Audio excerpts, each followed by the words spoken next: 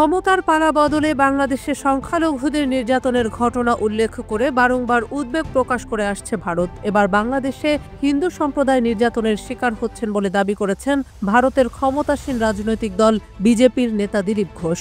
এর পাশাপাশি বাংলাদেশের হিন্দুদের ভারতের নাগরিকত্ব দেওয়ার জোর দাবি জানিয়েছেন তিনি। ২৯ ডিসেম্বর শুক্রবার গাইঘাটা বাজারে দলীয় এক কর্মসূচিতে তিনি এ দাবি জানান। দিলীপ ঘোষ বাংলাদেশি হিন্দুদের ভারতে আসার আহ্বান জানিয়ে বলেছেন, বাংলাদেশের হিন্দুরা ভারতে এলে সিএএ এর মাধ্যমে নাগরিকত্ব দেওয়া হবে। এটা বিজেপির ঘোষিত নীতি বলেও স্পষ্ট করেন গেরুয়া শিবিরের এই নেতা। তিনি বলেন, বাংলাদেশের আক্রান্ত হিন্দুদের তো ভারতের নাগরিকত্ব দেওয়া হবেই, পাশাপাশি বিশ্বের যে কোনো প্রান্তে হিন্দুরা আক্রান্ত হয়ে ভারতে এলে তাদের সিএএ এর মাধ্যমে নাগরিকত্ব দেওয়া হবে।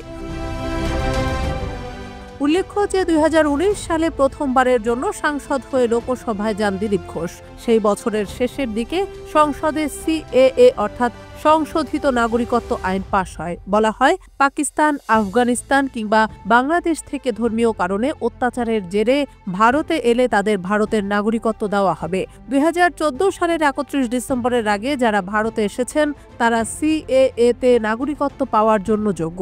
সেক্ষেত্রে ২০২৪ সালে বাংলাদেশ থেকে ভারতে গেলে কিভাবে সিএএ এর মাধ্যমে নাগরিকত্ব পাবেন, এই প্রশ্নে তিনি কোনো মন্তব্য করেননি।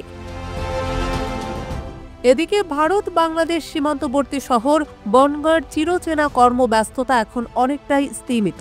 ৪ মাস আগে বাংলাদেশে ছাত্র জনতার আন্দোলন এবং শেখ হাসিনার ভারতে আশ্রয় নেওয়ার পর থেকেই এই শহরের অর্থনীতির চাকা শিথিল হয়ে পড়তে থাকে।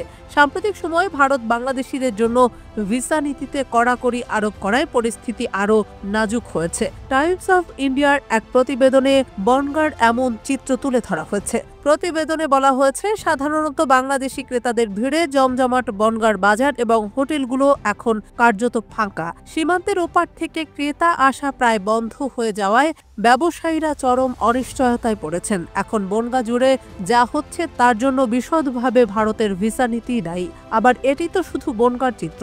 ভিসা নীতিতে কড়াকড়ি আরোপ করায় ভারতের বেশ কিছু রাজ্যেই বিরূপ পরিস্থিতির দেখা মিলেছে। বিশ্লেষকগণ বলছেন, একদিকে ভারতীয় কূটনৈতিকরা বাংলাদেশের হিন্দুদের তাদের দেশে আশ্রয় দেওয়ার জন্য মুখিয়ে আছে, আবার অন্যদিকে দেশটি নিজেদের ভিসা নীতিতে একের পর এক কড়া নিয়ম আরোপ করেই চলেছে।